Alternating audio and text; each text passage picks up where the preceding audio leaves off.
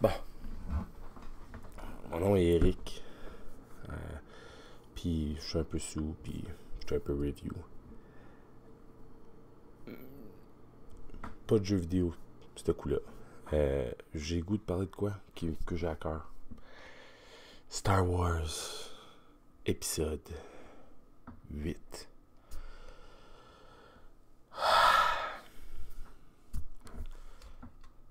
Écoute, c'est un petit peu de backstory.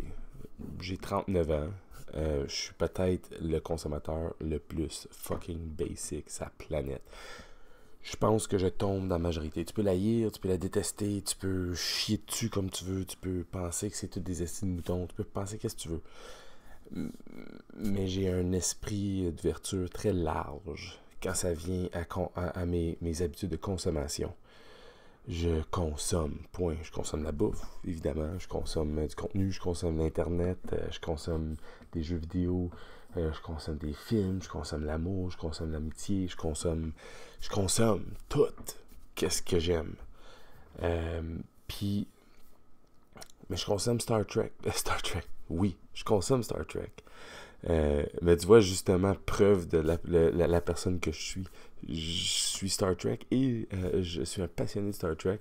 Pas fou qui peut quoter des épisodes, des lignes. J'aime juste Star Trek, puis je connais ça correct. Mais j'aime aussi Star Wars. Puis un peu de backstory. Star Wars, pour moi, c'est quelque chose que ça a toujours existé. Avant même d'avoir vu le film, avant même de tout ça, je me faisais donner des jouets Star Wars, je me faisais douer des bols de céréales Star Wars, puis quand j'allais chez mes grands-parents, je pense que j'ai une coupe de, tu sais, je creuse loin dans ma mémoire, tu sais, à 39, ça va loin, là. Je pense que mes premières impressions de Star Wars, c'était des jouets.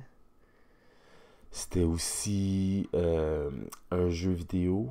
Mon premier jeu vidéo, je crois, c'était un Star Wars. C'était dans cette période-là, anyways. Là, c'est tout un gros mélange quand je vais loin par en arrière là. Mais j'ai une mémoire d'une boîte que je me fais garder chez quelqu'un. Puis ils m'ont juste plugué sur. C'est comme mes parents qui me font garder par du monde dans leur vingtaine. Puis les autres, c'est comme, ben, j'ai des jeux vidéo. C'est ça que j'ai fait. Mais, ouais, il y a ça. Mais c'est ça, épisode 8. Parce que j'ai aucune idée où que j'en étais rendu. Mais épisode 8. Ah, où est-ce que j'étais rendu? Ben, j'étais dans mes premières expériences Star Wars.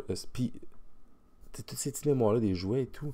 Mais ça, le point culminant pour ça dans ma jeunesse, c'était le fait que mon père travaillait au Centre national des arts à Ottawa dans le temps.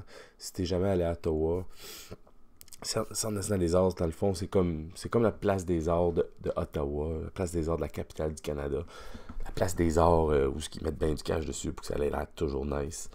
D'être sur le bord du canal, proche du fleuve, à côté du Parlement, le monument de guerre, il est là. Ouh. C'est vrai là, le Centre national des arts.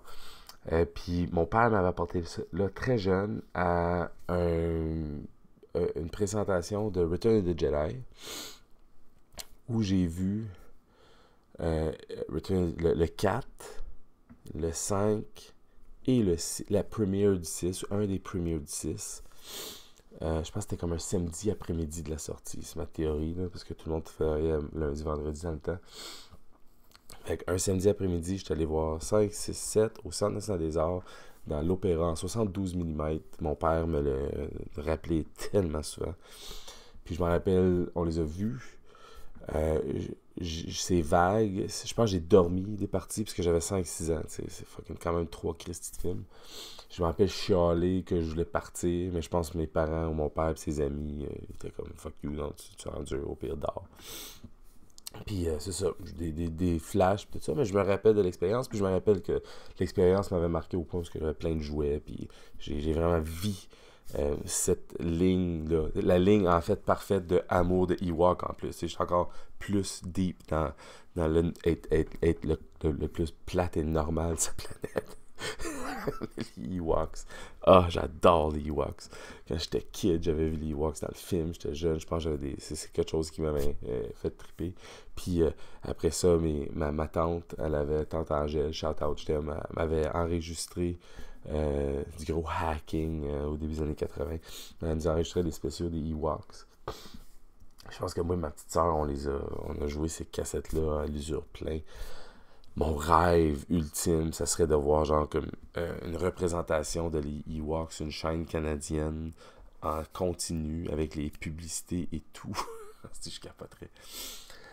Anyways, blablabla, fast forward, Star Wars, je vis la vie typique triple de Star Wars, je vois tous les films au cinéma, je vis l'expérience, je tripe un raid, je joue plein de jeux, j'en parle, je fume, je capote sur des affaires, moi, des amis, on théorise sur plein de shit, sur la force, les références partout dans les films, tout ce shit-là, puis boum, fini. La nouvelle les prequels ils sortent, c'est quelque chose que je me sentais déjà chanceux de les voir, mais après les prequels, c'était comme fini Star Wars pour moi. C'était comme, ils ont dit, that's it, George Lucas, c'est comme, fini les films, peut-être si mes kids veulent en faire, peut-être, mais blablabla. Puis, j'étais très surpris et heureux quand j'ai entendu que George Lucas y avait vendu, puis que Disney, ils ont dit, tu sais quoi, qu'est-ce qu'on fait pour faire de l'argent là-dessus?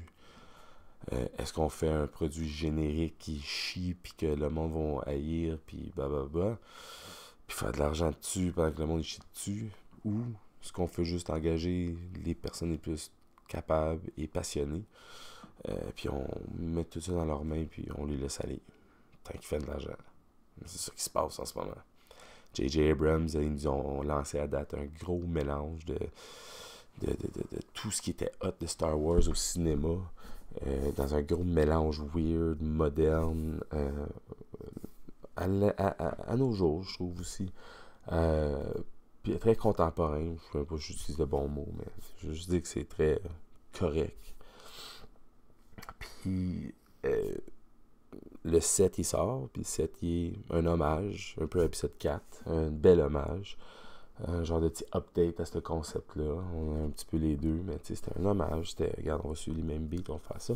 Puis tout le monde avait en théorie que, épisode 8 va, je sais pas s'ils font ci, ça, ils prennent jamais de risque, mais ce serait cool si c'est juste un autre Empire Strikes Back. Mais au début, tu penses que c'est ça, puis finalement, tu te rends compte que non, c'est pas un Empire Strike Back. Oui, c'est un mélange d'Empire Strike Back, Return of the Jedi, puis tout le shit qui se fait revirer de bord. Comme on se fait rire d'en face. Là. Fait que t'as deux affaires que tu peux faire dans des situations de même. Avec des gars comme, je pense, Ryan Johnson, une chose de réalisateur, le dude qui a fait Looper, qui est quand même bon. T'as deux choses que tu peux faire. Là. C'est que tu peux soit sortir le sel, puis commencer à le mettre tout partout sur ta coupure, sur ton cœur, sur ta... tout ça, tout ce sel-là dessus, puis juste être triste, puis frustré que tu viens de te faire complètement insulter par la direction des nouveaux Star Wars. Genre comme, ils détruisent tout. En fait, ils en mettent au clair. Yoda, il vient, il crée un éclair dessus, puis il tente de tuer la Jedi parce que Luke est trop nono pour réaliser qu'il faut qu'il le fasse anyways. Kylo Ren qui veut détruire l'Empire, qui veut détruire ce qui reste de l'Empire, qui a sûrement des bonnes intentions. Il est convaincu qu'il fait la bonne affaire. Puis tu sais quoi? En parlant de brisage de convention, il y a très bonne chance qu'on se fait rire encore plus, puis on se fait montrer que Kylo Ren il était bien gentil finalement, puis tout ce qu'il faisait c'était pour le bien. Puis finalement le mal, qu'est-ce qu'on pensait était le bien tout le long était le mal. Ça c'est quelque chose qu'il pourrait faire là. C'est la direction qu'on s'en va en ce moment, puis c'est les directions incertaines que je trouve qui sont rafraîchissants, parce que à part de ça, j'ai des combats avec des lasers, j'ai mes vaisseaux spatials qui se pètent en face, j'ai des petits hommages et des petits clins d'œil à la fin des acteurs qui sont dedans. On a pas mal tous les acteurs de la série originale. On a eu du bon stock là, de Leia, puis de Luke, puis Han Solo, puis on se fait donner du gros fanservice pour ça, mais en même temps, on reçoit des des gros cadeaux visuels, des gros trips retardés de scènes d'action qui font aucun sens, des jokes stupides, que en passant, je sais pas si quelqu'un ferait une vidéo, même si c'est 2 fois plus de jokes dans les nouvelles trilogies, ok, fine, mais avec des Christ, j'ai déjà vu le combat, Return of the Jedi, quelqu'un il dit qu'il faut que ça soit plus dark, épisode 8.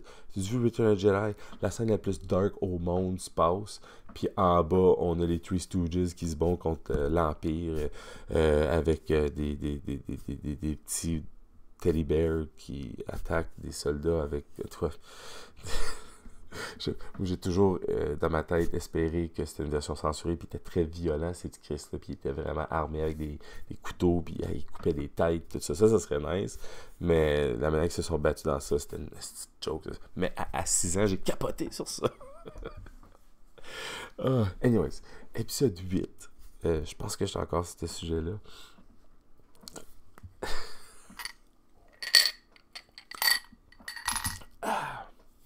C'est un bon film. C'est un Star Wars. C'est ce que c'est. On peut pas rien en faire. Kathleen Kennedy puis toute l'équipe, c'est Disney qui ont acheté ça, mais ils ont gardé toute l'équipe pas mal originale, à part de Lucas qui est sur l'arrière-plan. Mais son nom il est partout. Mais ils sont en train de tenter de quoi, puis why the fuck not, comme c'est le Skywalker saga, on la voit comme qu'on la voit. Il n'y a rien à faire sur ça. C'est ce que c'est. J'aurais aimé savoir c'est quoi l'histoire de Rey, même si on sait tout. J'en parlais de brisage des conventions quand il y a dans le. Il y a juste tellement de choses. Je m'en ai dérapé pour 2 heures. Je voulais pas faire une vidéo de 2 heures. Non. Parce que les gens, il faut juste qu'ils acceptent que c'est un fucking bon film. Si t'es pas content avec un produit quand même de qualité, regardez pas. Moi, je respecte ça à 100%. Mais je suis pas dessus. C'est juste un peu de classe. Ça vaut pas la peine de chier dessus, dire que c'est de la merde. Ça vaut pas la peine. Il y a trop de marde en ce moment. Imagine si je gaspillais mon temps de dire toutes les choses qui sont de la marde dans la vie. Toi, imagine si tu prenais le temps. Imagine dans ta vie, t'es comme moi aujourd'hui, je me lève, puis je vais dire tout c'est de la marde. Tu vas partout, tu vas sur l'internet, c'est de la marde. C'est épuisant, c'est fatigant, ça n'apporte à rien. Puis, Star Wars, c'est pas à toi, c'est à nous. Si ça devient pas qu'est-ce que tu voulais que ça soit, c'est pas à toi, fait que c'est pas toi qui décides qu'est-ce que ça devrait devenir. C'est des gens qui sont beaucoup mieux placés que toi, qui ont été alentour de la franchise depuis des temps que peut-être même avec t'étais né, qui étaient en train de prendre des risques financiers pour faire sûr que cette franchise-là fonctionne. S'entourer de monde qui savent comment faire des effets spéciaux, comment faire de la musique, comme avoir de l'argent présent pour toujours unir ces visions-là ensemble. Puis c'est ces gens-là qui sont là en ce moment. Puis eux, en ce moment, c'est pas Disney qui est là avec une Phantom Team. Là. Il y a du monde très proche, à part de Lucas, il y a du monde de très proche. Peut-être même Lucas. Mais il y a du monde très proche de tout ce qui était Star Wars qui sont entre là. Puis en ce moment, ils pensent que c'est le produit qu'ils veulent. Puis ils n'ont pas peur de éliminer les gens s'ils suivent pas qu'est-ce qu'eux ils pensent que ça devrait être. Comme les frères Rousseau ou quelque chose, je ne me rappelle pas leur nom pour Solo. Ils l'ont juste enlevé. Mais c'est ça. C'est un bon film.